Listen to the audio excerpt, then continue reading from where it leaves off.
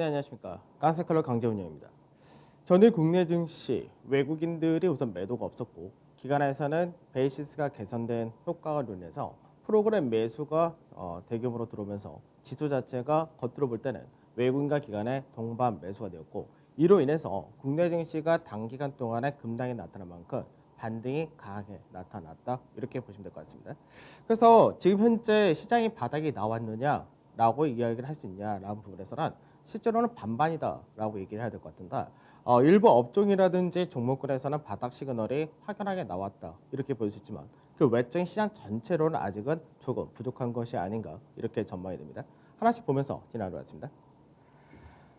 자, 먼저 이제 어제 지수를 보게 되면 지수가 이제 3,050포인트까지 회복을 했다 되죠. 그래서 금요일날 하락분을 조금 못 메운 정도로 마감이 되었다 됩니다. 거래대금의 증가가 나타났으면 좀 더 좋았을 텐데 거래대금이 아무래도 시장에서 개인 투자자들의 심리 자체가 조금은 약해졌다는 부분이 있기 때문에 거래대금은 20조 정도로 소폭 회복을 하긴 했지만 전체적으로 좀 작은 그런 모습을 보여줬다 되고 외인이 1,300원 매수를 했고 기관에서가 7,000원 가까운 매수를 했다는데 실제적으로 프로그램 같은 경우가 7,300원 정도 유입이 되었다 됩니다. 그래서 프로그램 같은 경우는 앞전에 7,000억 정도 규모가 베이시스가 안 좋으면 나갔다가 또 좋을 때는 들어왔다가 이게 반복이 되고 있는 그런 모습이기 때문에 결국 베이시스가 유지가 되느냐 이 부분이 중요할 것 같습니다. 그다음 선물 시장인데 선물도 마찬가지로 2.68% 상승해서 415포인트 라인대를 회복했다는데 외인들 같은 경우는 반대로 선물 쪽에서 매도를 확대했다가 되면서 결국 누적 순매도가 25,000개 가까이 다시금 늘어났다 됩니다. 그래서 시장에서 지금 어떻게 보면은 외인들이 선물 쪽에서 대규모 현물에서 대규모로 매도한 날은 선물 쪽에서 매수를 하고 그리고 어제 같은 경우 좀 올라온다 되다 보니까 그 샀던 물량을 다시금 파는 흐름이 이어지기 때문에 특별한 방향이 현재는 나타나지 않는다 이렇게 보셔야 됩니다. 그래서 베이시스는 소폭의 약보합 정도. 그래서 베이시스 0.15% 마이너스 0.15%라는 이 수치 자체 안쪽으로 들어오면은 프로그램에 유입되거나 나가지 않는다는 것이고 마이너스 0.25%로 다시금 벗어난다 되면은 그때는 추가적으로 프로그램 매도가 다시금 나간다 이렇게 생각하시면 되죠. 자, 그다음에 코스닥인데 코스닥 같은 경우는 3% 강세를 띠면서 이제 코스닥 같은 경우가 마찬가지로 강하게 반등이 나왔다 됩니다. 그래서 코스닥도 마찬가지로 거래대금에 실리면은 좀 더 좋은 모습이 될 텐데 거래대금은 10조 정도로 나타났다 이렇게 되면서 최근 들어서 거래대금이 거의 최저 수준을 나타내줬다 됩니다. 그래서 시장에서 중요 매물대 고가를 넘어갈 때도 거래량이 필요하고 그 반등이 나올 때도 거래량이 역시 필요한 그런 케이스라는 그런 부분에서는 양시장 모두 부족했다고 생각하셔야 됩니다. 외국인과 기관에서의 동반 매수 강하게 유입되었다. 이 부분이 있는데 이 부분은 최근 들어서 공매도에 대한 이슈가 크게 형성이 되면서 게임스톱 같은 경우가 이제 미증시에서 공매도 쪽에서의 강한 커버링이 나타난다. 국내에서도 그 부분이 제압바를 중심으로 나타났다 보시면 되겠죠. 자, 그 다음에 봐야 될 것이 어저께 국내 1월달 수출이 발표가 되었었는데 수출 지표가 전년 대비해서 11.4% 증가를 했다 되면서 실제로 컨센서스 같은 경우는 9%대였기 때문에 예상보다 더 좋은 수출 실적을 나타내줬다 됩니다. 그래서 수출이 3개월 연속 두 자릿수 상승이라는 상승폭을 나타내줬다는 거고 특히나 이제 2월달 이후부터는 코로나 인해서 문제가 발생됐던 것이 작년 2월달부터 이어졌었기 때문에 그 기저 효과를 인해서 수출 증가율이 더 증가할 가능성이 상당히 높다 됩니다. 그래서 국내 경제 지표상으로 볼 때는 국내뿐만 아니라 사실 글로벌 증시도 거의 비슷하겠지만 이제 본격적으로 2월달, 3월달부터는 기저 효과를 인해서 더 좋은 수출 증가 확세를 보여준다 되기 때문에 수출 관련주들을 비롯해서 국내 증시에는 우호적인 여건이 만들어진다 될 겁니다. 자, 그래서 품목별로 보게 되면은 우선은 증가가 가장 많이 나타났다 된 쪽이 무선 통신 기기가 가장 많은 증가를 했고요. 그다음에 자동차 쪽에서가 역시 전년 대비해서 40% 증가를 했다 됩니다. 그래서 어제 현대차나 기아차 차량 판매가 나타났는데 전년 대비해서 소폭 증가를 했다 됩니다. 근데 이 부분이 2월달 넘어가면은 계속해서 증가세가 확대되기 때문에 이런 부분이 자동차 쪽에서는 수출 증가라는 모멘텀, 기저 효과까지도 또 가져간다가 됩니다. 그 다음에 디스플레이라든지 선박 같은 경우 뭐 사실 변동이 상당히 큰 케이스고요. 그리고 반도체 같은 경우도 증가세가 이어졌다 이렇게 보시면 되겠죠. 반면에 두 자릿수 이상의 증가를 하지 못한 쪽이 석유화학이라든지 철강 이런 쪽이 두 자릿수 이상의 증가를 못했다 이런 부분이 있습니다. 자, 해외 증시 보도록 하죠. 어제 국내 증시가 5점 들어서 상승을 확대했다라는 부분이 있었는데 중국에서 발표된 경제 지표는 사실 별로 좋지 않았지만 중국에서 긴축 우려를 완화하는 그런 부분이 있었습니다. 그래서 중국 증시는 마찬가지로 하락이 컸고 중요 라인대에서 지지를 받은 만큼 어제 같은 경우 다시금 3,500포인트를 회복하는 상승으로 마감이 되었다입니다. 우선은 차익신 구매자 관리 지수 같은 경우는 앞전에 발표되었었던 국무원 구매자 관리 지수가 실제적으로 조금 안 좋게 나왔다라고 했었는데 역시 마찬가지로 안 좋게 나왔습니다. 그래서 컨센서스가 52.7이었고 전월이 53이었었는데 이제 51.5로 경기 확장 국면을 이어갔지만 어느 정도 둔화되었다는 모습을 보여줬다 됩니다. 반면에 이제 인민은행에서 980억 위안 정도의 유동성을 공급했다고 되죠. 그래서 공급을 하다 보니까 시장에서 긴축에 대한 우려를 완화시켜줬다 됩니다. 그래서 이런 부분이 15금리 같은 경우가 급락으로 떨어졌고 국내 증시가 좀 더 가파른 상승하는 모멘텀으로 작용을 했다고 됩니다. 그다음 미증시인데 미증시 같은 경우는 이제 다우지수 같은 경우 0.76% 상승을 한 반면 나스닥 같은 경우가 2.5%라는 또 강한 상승을 보여줬다는데 우선은 장중에는 미선물 한 0.5% 정도 수준으로 반영을 했었는데 좀 더 높은 상승을 보여줬기 때문에 국내 증시가 오늘 소폭의 상승 출발이 나타날 것으로 전망이 됩니다. 우선은 공매도 관련해서 최근 이슈가 되었었던 게임스탑 등의 일부 종목이 급락이 떨어졌고요. 그 다음에 바이든 대통령이 공화당 의원들을 만나면서 이제 부양책 통과에 대한 협상을 한다라는 기대감도 형성이 되었다 됩니다. 그리고 미국에서의 코로나 확진자 수 자체가 이제 감소세가 이어진다 이런 부분들이 호재로 작용을 되었는데 우선은 미 의회 예산처에서 경기 전망을 했던 부분이 있는데 이 부분이 올해 굉장히 빠르게 회복할 것이고 내년에도 역시 빠른 회복을 할 것이다. 그래서 실질적인 금리 인상은 2024년 정도가 될 것이다 라고 긍정적인 경기 전망을 했다는 부분이 있습니다. 그래서 이런 부분들이 이제 빅테크를 중심으로 해서 시장 전반적인 강세로 연결되었다 됩니다. 그래서 자동차 테슬라를 비롯해서 뭐 자동차 부품, 소셜 네트워크라든지 산업재, 금융 소재, 헬스케어 대부분이 다 강세로 마감되었다 되고 통신 정도가 이제 보합권 전후로 마감이 되었다 됩니다. 변동성 지수는 이제 8.6% 정도 하락해서 30선에서 마감이 되었기 때문에 아직까지 변동성은 남아 있다 되는 것이고 유가 같은 경우는 이제 재고가 소폭 감소했다는 부분에서 53%까지 올라왔습니다. 그리고 MSCI 코리아인덱스는 4% 상승하면서 금요일날 하락분 대부분을 회복했다가 되고 달러인덱스는 이제 91선까지 올라왔다. 사실 이 부분이 미국의 경기에 대한 전망이 높아졌기 때문에 달러 약세가 아니라 오히려 달러 강세가 두드러졌다 됩니다. 그래서 달러 강세가 좀 더 이어졌다라는 부분에서는 시장에서 그나마 뭐 달러 약세가 유지되거나 반등 자체가 좀 제한적인 것이 더 긍정적인데 그렇지 않다 정도가 될 것이고 원달러율은 1118원 전후에서 최근 들어서는 등락을 보인다 됩니다. 그래서 1120원이라는 가격 저항은 더 넘어갈 것이냐 이 부분이 조만간 나타나지 않을까 전망이 됩니다. 자, 변동성 지수 보도록 하죠. 변동성 지수를 보게 되면 지금 현재 변동성 지수가 추세 라인대를 돌파를 했다라는 부분은 동일하다가 되는 것이고요. 그러고 나서 상단 자리 37에서 40이라는 자리대가 저항으로 인식되는 부분도 동일하다가 됩니다. 그래서 앞전에 굉장히 가파른 급등이 나타났고 지지 테스트를 받으면서 한번 하락, 그 다음에 또 반등, 하락 반복되고 있는 모습입니다. 하단 추세 라인 때는 여전히 지지를 받고 있는 그런 모습이기 때문에 추가적으로 윗자리로 반등 하나가 더 나타날 가능성이 높다까지는 열어두셔야 됩니다. 그래서 국내 증시가 지수 자체로 볼 때는 바닥에 나타났다 될 수도 있지만 한 차례 추가적인 조정이 직전 저점에 깨는 조정이냐 아니면 직전 저점 유지하는 조정이냐 이 정도는 남아 있다고 생각하셔야 됩니다.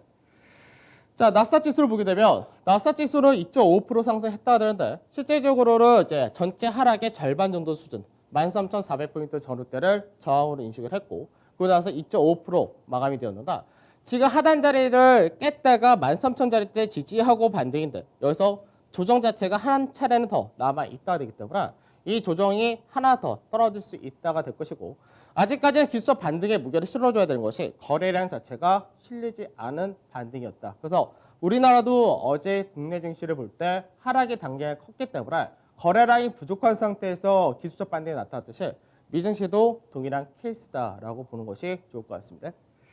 S&P 지수 보도록 하죠. S&P 지수를 보게 되면 S&P 지수는 채널 패턴 하단을 깼었죠. 깨고 나서 3,700선 자리대에서 지지가 나타났다 했는데 상단에 3,770포인트짜리 전후는 또 매물이 많은 자리가 됩니다. 그래서 이탈하고 나서 추세 상단 자리 추세에서의 지지 라인대에서 저항을 맞았다 되기 때문에 현재는 되돌림 성향이 좀 더 우세하다. 그러니까 추가적인 시장에서 모멘텀이 나오면은 상단에 넘어가고 지지를 받으면은 추세를 복귀한다 그런데 그렇지 않다면은 이탈, 되돌림, 추가 조정 하나가 더 남아 있다. 이렇게 되기 때문에 3,650포인트 전후까지 열어둔다. 이 부분은 동일하게 보셔야 될 것 같습니다. 역시 거래량 자체가 작았다 되죠. 자, MSCI 코리아 인덱스인데 MSCI 코리아 인덱스를 보게 되면 4%대의 굉장히 강한 급등이 나타났다 되죠. 그래서 앞전에 박스 자체가 90일에서 이제 96 정도였습니다. 박스권 깨고 나서 88까지 마디 하나 뺐었고 어제는 반등이 나타나면서 이제 4% 91.68에서 마감이 되었는데 이 라인대가 박스권의 하단 자리 되기도 하고 전체 추세에 올라오던 부분에 저항을 받는다가 됩니다. 그래서 MSCI 코리아 인덱스를 봤을 때는 빠르게 이 라인대를 회복할 수 있느냐 이 부분이 나타나지 못한다면 시장에서 마찬가지로 이 라인대 바닥 다지는 과정이 한 차례 더 필요하다가 될 겁니다. 그래서 되돌림으로써 나타나고 현재는 길게 보면은 조정 자체가 한 번, 두 번 나타났기 때문에 추가적인 한 차례 더 나오느냐 이 정도가 될 것 같습니다. 자, 어제 시장 보도록 하죠. 어제 시장을 보면은 지수 자체가 거래소나 코스닥이나 다들 강한 상승, 반등을 했다가 됩니다. 그래서 지난주 하락폭에 얼핏 보면 절반 정도는 회복했다가 됩니다.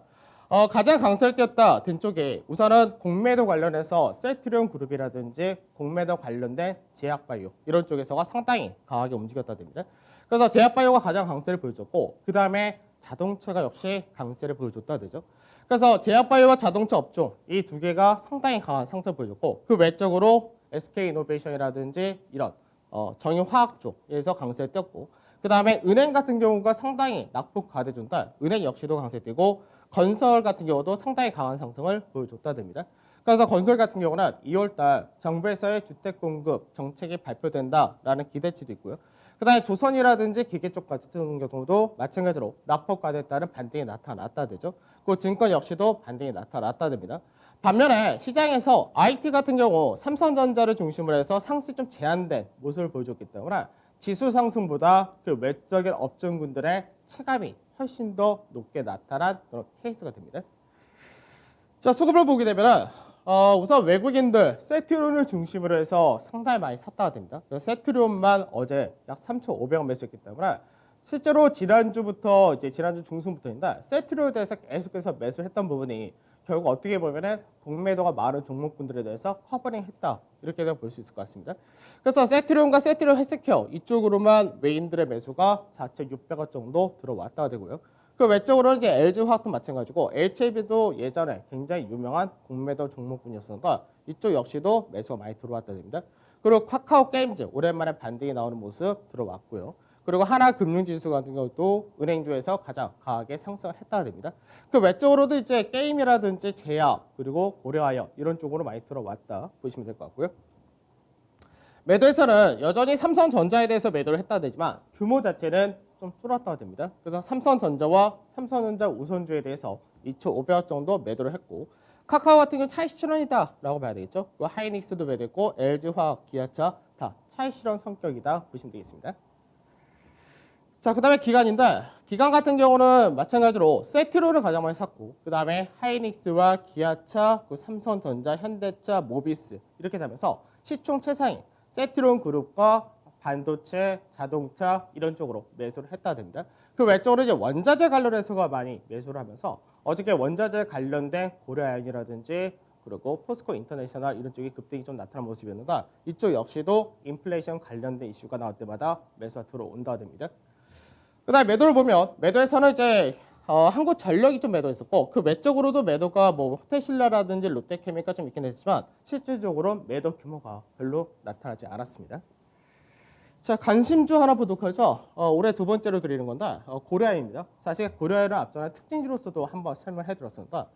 실적이라든지 밸류를 갖고 볼 때는 굉장히 싸다. 시장 대비해서 여전히 싸고 실적 자체도 좋아진다. 이렇게 말씀드렸는데 고려아연 같은 경우는 실제로 이제 가장 업황을 많이 탄 데가 첫 번째가 자동차 업종과 업황을 같이 어느 정도 따라갑니다.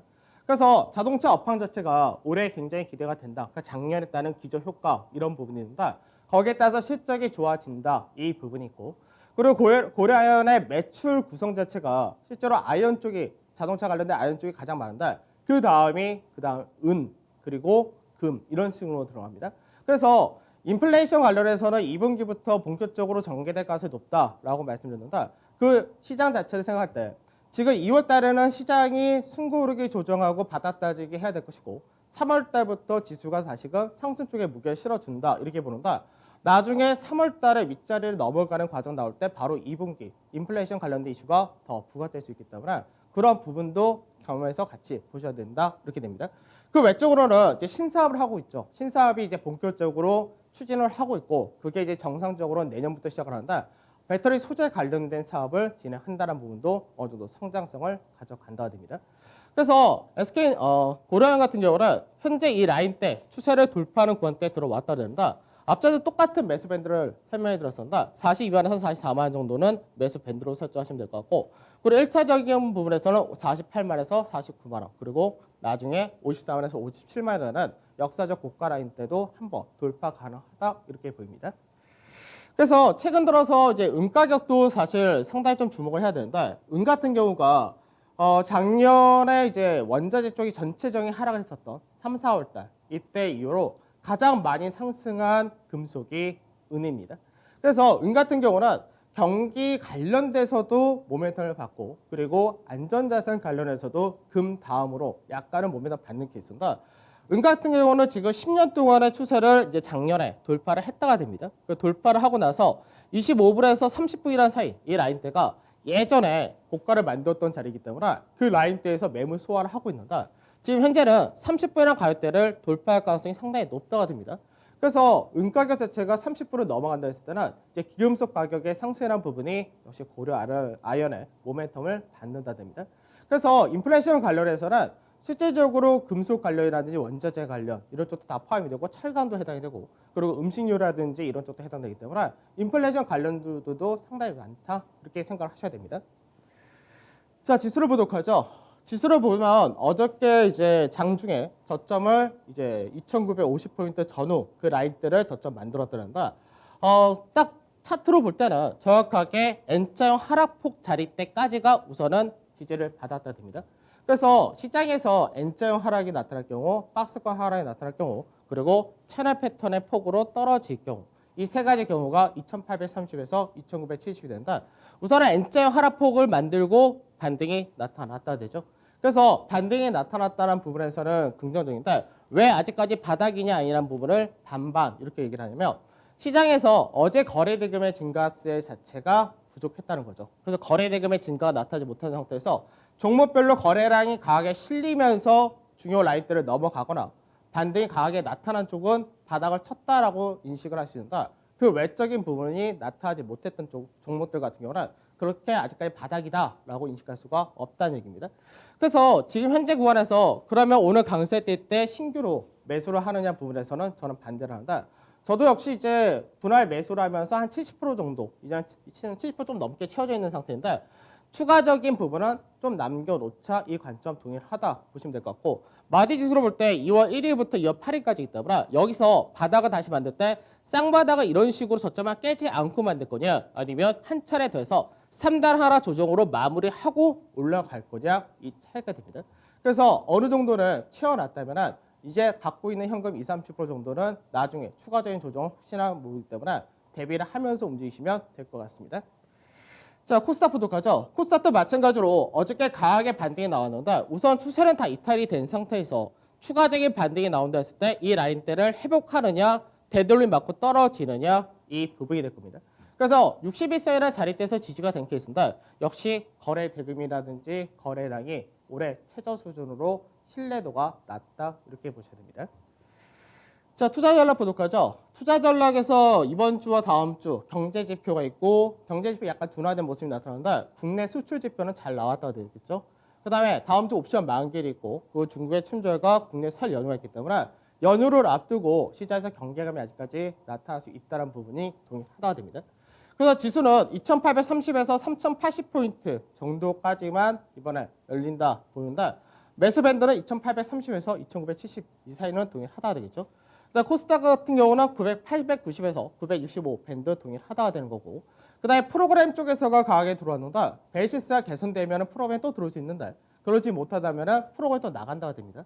그래서 아직까지는 외국인이 적극적인 매수를 하는 구간은 아니다 되겠죠. 그다음에 개인들의 심리가 아무래도 좀 약해졌다 이 부분이 있고 이제 환율이 1120원을 넘어가서 1128원 전후를 가느냐 이건 좀 더 지켜봐야 될 것 같고 그다음에 미증시도 아까도 봤듯이 추가적인 조정이 열려 있다가 됩니다. 그래서 이번 주와 다음 주 사이에 분할 매수한 전략 그대로 가시면 될 것 같습니다. 그다음에 관심 업종하고 낙폭과대 이런 쪽에서 접근할 때 사실 이 부분은 지난주 수요일 날 베어 산다에서 어디가 핵심 업종이고 어디가 주요 업종이다 다 설명해 드렸는데 상세하게 좀 봐드리도록 하죠. 그러니까 어차피 제가 뭐 시총 상위 대형주만 하는 건 다 아실 테니까 그러니까 수소 관련과 자동차 이쪽이 올해 핵심이다라고 말씀드렸는데 현대차, 기아차, 현대모비스 자동차 대형주에서는 3개밖에 없겠죠. 그 다음에 자동차 부품으로서 새롭게 부급받는 것이 LG전자가 되고요. 삼성전기 같은 경우는 MLCC 같은 경우가 자동차 관련된 전장 부품으로 재평가를 받고 있습니다. 그 다음에 SK 같은 경우가 수소 관련이겠죠. 현대차도 역시 수소 관련이 같이 포함이 되어 있고 SK이노베이션은 배터리 쪽인데 현대차 그룹과 거의 동반해서 같이 간다라는 부분이 주목을 좀 받는다 됩니다. 그래서 하나 같은 경우가 수소 관련이 되는 것이고 현대, 롯데 같은 경우도 수소 관련주 이렇게 보시면 되겠죠. 그다음에 산업재해서가 이제 주요 업종으로 잘 봐야 된다고 말씀드렸는데 건설에서는 뭐 현대건설, GS건설 2개 정도만 제가 늘 언급을 해드리고 있으니까 그다음에 방산 쪽에서가 하나 에어로스페이스와 LRG넥스 한국항공우주 이쪽에서가 우주항공과 같이 들어왔는데 실제로 제가 말씀드린 거는 하나 에어로스페이스가 중심이고 LRG넥슨까지 얘기를 했습니다. 근데 현재 이쪽에서는 조정을 어느 정도 돌파 지지를 받는 쪽이 LRG넥슨을 먼저 받고 있고 하나 에어로스페이스는 워낙 상승이 컸기 때문에 좀 숨고르게 한다가 되겠죠. 그다음에 인플레이션 관련해서는 원자재 같이 포함해서 봐야 된다 이 부분인데 고려 아연이 속하고요. 포스코 인터내셔널도 같이 속해져 있는데 포스코 인터내셔널 같은 경우는 자동차 관련돼서 모터 쪽에 중요 부품이 있는데 그 부분을 계속해서 앞으로 더 확대한다 이렇게 되다 보니까 자동차 부품으로서의 모멘텀도 어저께 받았다가 됩니다. 그다음에 LG상사 같은 경우도 원자재 관련인데 아무래도 포스코 인터내셔널이 좀 더 나을 거고 그다음 음식료 쪽에서는 CJ 제일당 대상 정도인데 자리를 보면서 진입하시면 될 겁니다. 그다음에 납폭과대에서는 이제 조선 같은 경우가 고가 대비해서 20% 이상이 빠져 있었기 때문에 한국조선이나 현대미포조선 정도가 납폭과대가 될 것이고 철강 역시도 납폭과대 포스코라든 현대제철이 비슷한 케이스입니다.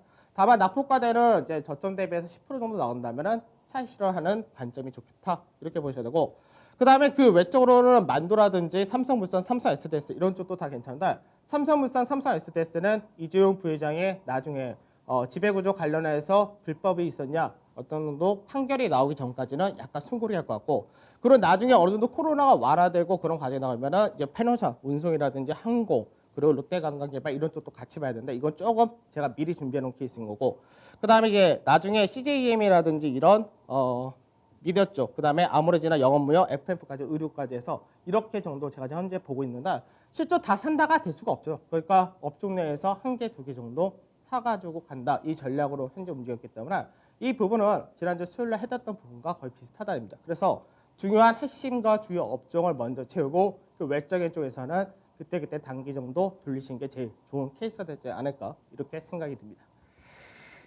자, 오늘도 성공 투자하시고 저는 내일 촬영에 또 했습니다. 감사합니다.